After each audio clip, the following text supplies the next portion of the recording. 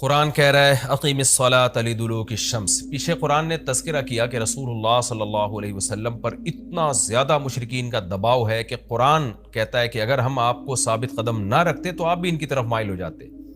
تو ظاہر ہے بہت سخت دباؤ اور جبر ہے آپ کے اوپر، تو ایسے موقع پہ ایسا کام کرنے کی ضرورت ہے جس سے آپ کو ثابت قدمی ملے اور اللہ کا قرب حاصل ہو۔ تو اس کا سب سے بہترین طریقہ قرآن کہتا ہے نماز ہے، یعنی اے نبی صلی اللہ علیہ وسلم آپ نماز کو مضبوطی سے تھامیے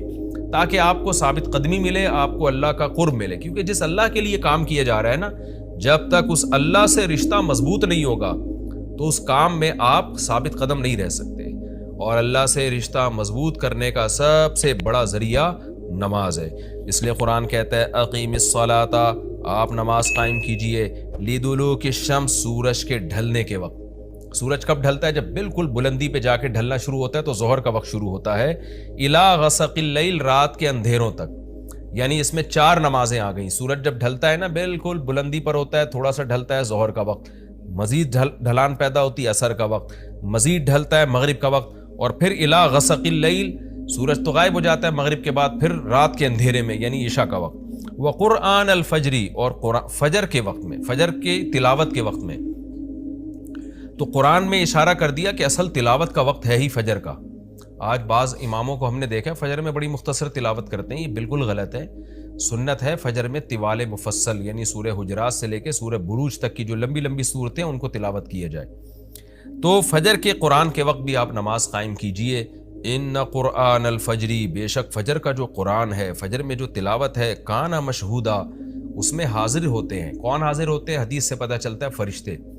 فجر کا وقت اتنا مبارک وقت ہے جب اس میں امام صاحب قرات کرتے ہیں اور لوگ ہاتھ باندھ کے پیچھے امام کی قرات سنتے ہیں، ایک خاص سکینت نازل ہوتی ہے اللہ کی طرف سے، اور فرشتے بھی اس تلاوت میں نازل ہوتے ہیں۔ صحیح حدیث سے یہ بات ثابت ہے کہ فرشتے جو تبدیل ہوتے ہیں نا، ان کے آنے جانے کا وقت اور فجر اور عصر میں ہے۔ وہ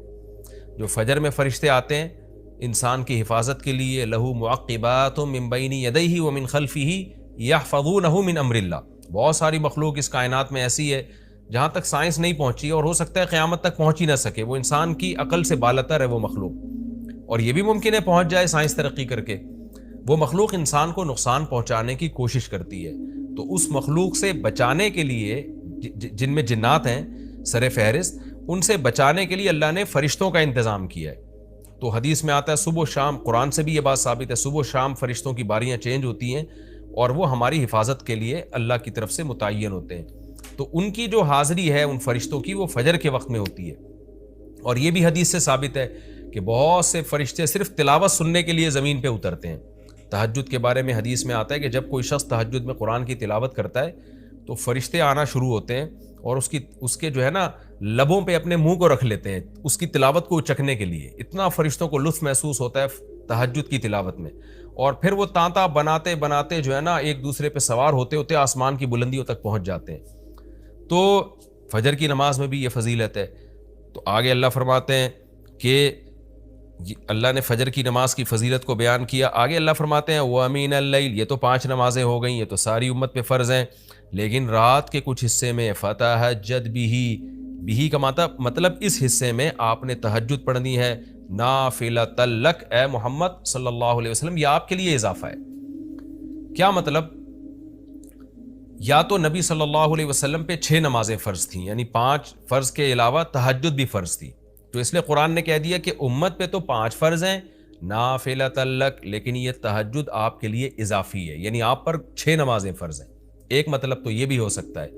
اور جو علماء اس کے قائل ہیں کہ نہیں نبی پر تہجد فرض نہیں تھی، تو ان کے نزدیک اس آیت کی تفسیر یہ ہوگی کہ یہ آپ کے لیے ایک اضافہ ہے اللہ کے قرب حاصل کرنے کا،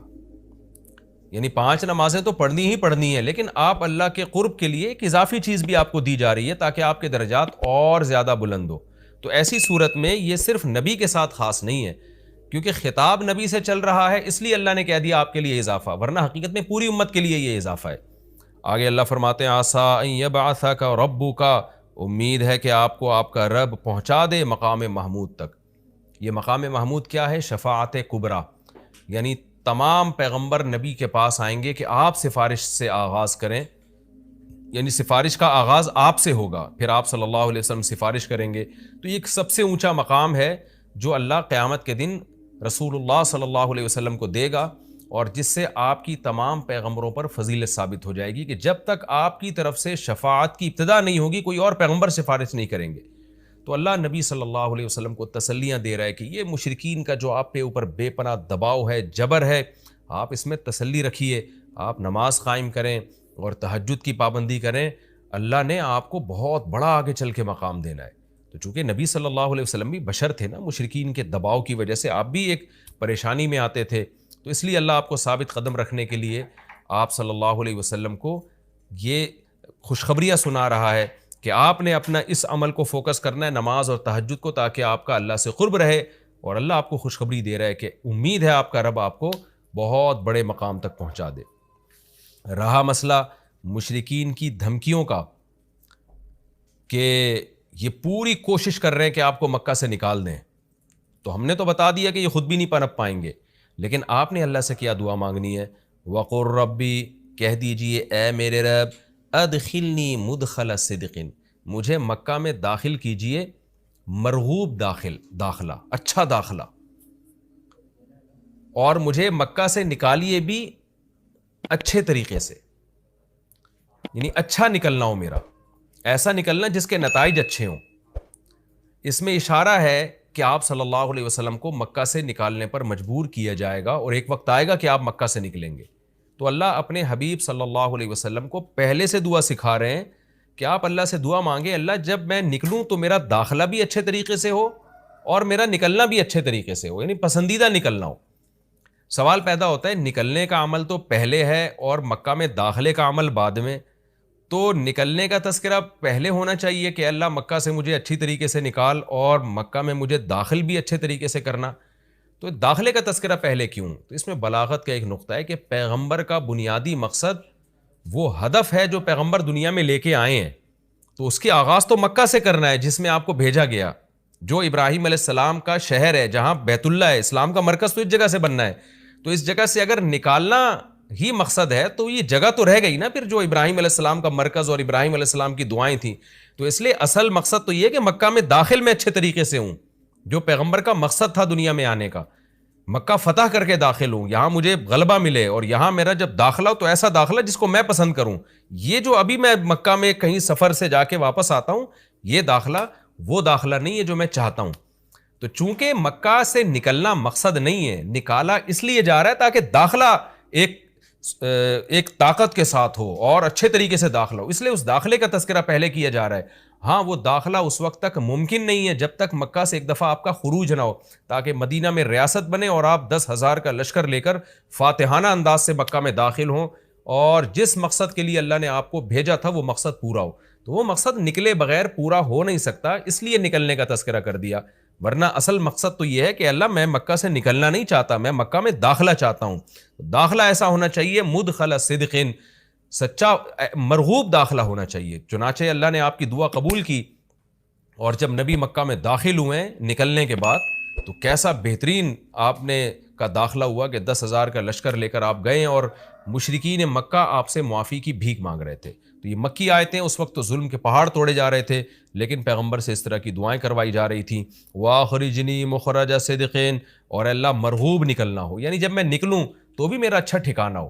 چنانچہ آپ کا نکلنا بھی بڑا اچھا ہوا کہ پورا مدینہ آپ کے استقبال میں کھڑا ہوا تھا، اور طلع البدر علینا من ثنیۃ الوداع، یہ جو ترانے ہیں یہ مدینہ کی بچیاں آپ کے استقبال میں پڑھ رہی تھی۔ تو آپ کا نکلنا بھی اچھا ہوا، یعنی مدینہ میں داخلہ جو مکہ سے نکل کے، اور پھر جو مکہ میں آنا وہ تو اس سے بھی زیادہ عزت اور شان کے ساتھ ہوا۔ وَاجْعَلْ لِي مِن لَّدُنْكَ سُلْطَانًا نَصِيرًا، اور اللہ تو بنا دے میرے لیے اپنے پاس سے زبردست طاقت جس میں میری مدد ہو، غلبہ دے دے مجھے مشرکین پر۔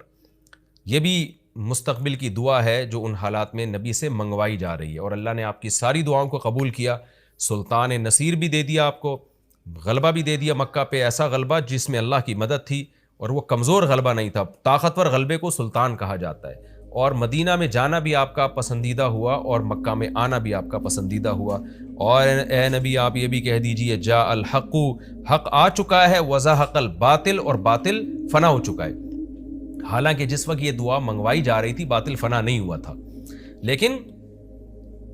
ماضی سے جب کسی چیز کو تعبیر کیا جاتا ہے تو یہ بتانے کے لیے گویا یہ کام ہو چکا ہے، حالانکہ ہوا نہیں، ہوگا، لیکن نبی کی زبان سے نکلوایا جا رہا ہے کہ آپ مشرکین میں اعلان کر دیں کہ بس یہ کام ہو چکا ہے، حق آ گیا، باطل ختم، اور یعنی ہوگا تو فیوچر میں، لیکن گویا ابھی ہو چکا ہے، اتنا یقینی ہے کہ میں تمہیں اس کی پہلے سے خبر دے چکا ہوں کہ باطل اب پنپنے نہیں پائے گا کیونکہ حق اب آ چکا ہے۔ ان الباطل کان زہوقا، اور باطل تو ہے ہی فنا ہونے والی چیز، جب حق آتا ہے تو باطل فنا ہو جاتا ہے۔ نبی صلی اللہ علیہ وسلم جب مکہ مکرمہ میں داخل ہوئے نا تو آپ بتوں کو چھڑیوں سے گراتے تھے، چھڑی سے مکہ میں داخل ہو کے 360 بت کو ایک ایک کر کے چھڑی مارتے تھے اور وہ بت الٹے لڑکتے تھے، تو آپ اس موقع پر یہ آیت پڑھ رہے تھے کہ جاء الحق وزهق الباطل ان الباطل کان زہوقا۔ کیا کیفیات بنتی ہوں گی صحابہ کی اور پیغمبر کی اس وقت کہ جو خوشخبری ان کو 13 سال پہلے دی گئی تھی، کئی سال پہلے دی گئی تھی اور یقینی دی گئی تھی کہ یہ ہو چکا، تو اللہ نے اپنی آنکھوں سے دکھا دیا کہ کیسے بتوں کو بیت اللہ سے نکالا جا رہا ہے اور اللہ کے گھر کو کیسے شرک سے پاک کیا جا رہا ہے۔ وَنُنَزِّلُ مِنَ الْقُرْآنِ مَا هُوَ شِفَاءٌ وَرَحْمَةٌ لِّلْمُؤْمِنِينَ، اور قرآن کہہ رہے ہیں ہم قرآن نازل کرتے ہیں جس میں مومنین کے لیے شفا ہے، یعنی اے نبی آپ کی تسلی کے لیے اور بھی ہم بتائیں آپ کو کہ ہم یہ جو آیتیں نازل کر رہے ہیں نا، اس میں مومنین کو بھی شفا مل رہی ہے، ان کی اصلاح ہو رہی ہے شرک سے اور برے عقیدوں سے، اور مسلمانوں کے لیے یہ رحمت ہے، ان کو تسلیاں بھی مل رہی ہیں۔ وَلَا يَزِيدُ الظَّالِمِينَ إِلَّا خَسَارًا، اور ظالمین کے خسارے میں اضافہ ہو رہا ہے کیونکہ ظالمین اس پر عمل نہیں کر رہے، حجت تمام ہو رہی ہے۔ وَإِذَا أَنْعَمْنَا عَلَى الْإِنسَانِ أَعْرَضَ وَنَأَىٰ بِجَانِبِهِ، قرآن کہتے ہیں ہم جب انسان پر احسان کرتے ہیں تو وہ اعراض کرتا ہے اور اپنے پہلو کو ہٹا دیتا ہے، نعمت ملنے کے بعد بجائے اللہ کے قریب ہونے کے اللہ سے دور ہوتا ہے۔ وَإِذَا مَسَّهُ الشَّرُّ، اور جب انسان کو کوئی مصیبت پہنچتی ہے كَانَ يَئُوسًا، تو مایوس ہونے لگتا ہے، یعنی انسان کے بارے میں شکایت کی جا رہی ہے کہ اس کا اللہ پر ایمان نہیں ہے۔ پیغمبر کا مقصد ہے اللہ سے جوڑنا، تو یہ جو مشرکین ہیں جو اللہ کو نہیں مانتے، یہ خوشیوں میں بھی اللہ کو بھولتے ہیں اور غم میں بھی اللہ کو بھولتے ہیں، اسباب کو دیکھتے ہیں، لہٰذا جب اسباب کو آپ دیکھتے ہو اور پریشانی آتی ہے تو اسباب بتا رہے ہوتے ہیں پریشانی دور نہیں ہو سکتی، تو مایوس ہونے لگتے ہیں، ڈپریشن میں جاتے ہیں، اور جب خوشی آتی ہے تو اپنا کمال سمجھتے ہیں لہذا اترانے لگتے ہیں اور خدا سے دور ہو جاتے ہیں۔ تو اے نبی ان سے کہہ دیجئے کُلٌّ یعمل علی شاکلتہ، ہر شخص اپنی نیچر کے مطابق عمل کر رہا ہے۔ اچھے لوگ کیا کرتے ہیں کہ جب انہیں خوشی ملتی ہے تو شکر ادا کرتے ہیں، اور غم آتا ہے تو مایوس نہیں ہوتے، ان کو پتہ ہے غم اللہ دور کر سکتا ہے۔ فَرَبُّكُمْ أَعْلَمُ، تمہارا رب خوب جانتا ہے بِمَنْ هُوَ أَهْدَىٰ سَبِيلًا، کون ان دونوں فریقوں میں سیدھے راستے پر چل رہا ہے، جو غموں میں مایوس ہو اور خوشیوں میں اترانے لگے، خدا سے دور ہو جائے، وہ گمراہی والے راستے پر ہے، اور جو خوشیوں میں اللہ کے قریب آئے، شکر ادا کرے، اور غموں میں بھی اللہ کے قریب آئے کہ غم کو اللہ ہی دور کر سکتا ہے، مایوس نہ ہو، یہ سیدھے راستے پر ہے۔ اللہ خوب جانتا ہے کون سیدھے راستے پر ہے، یعنی اس میں اللہ نے اشارہ دے دیا کہ یہ لوگ سیدھے راستے پر ہے، تو ہمیں ایسا بننا چاہیے۔ یہ ہمارا رکوع کمپلیٹ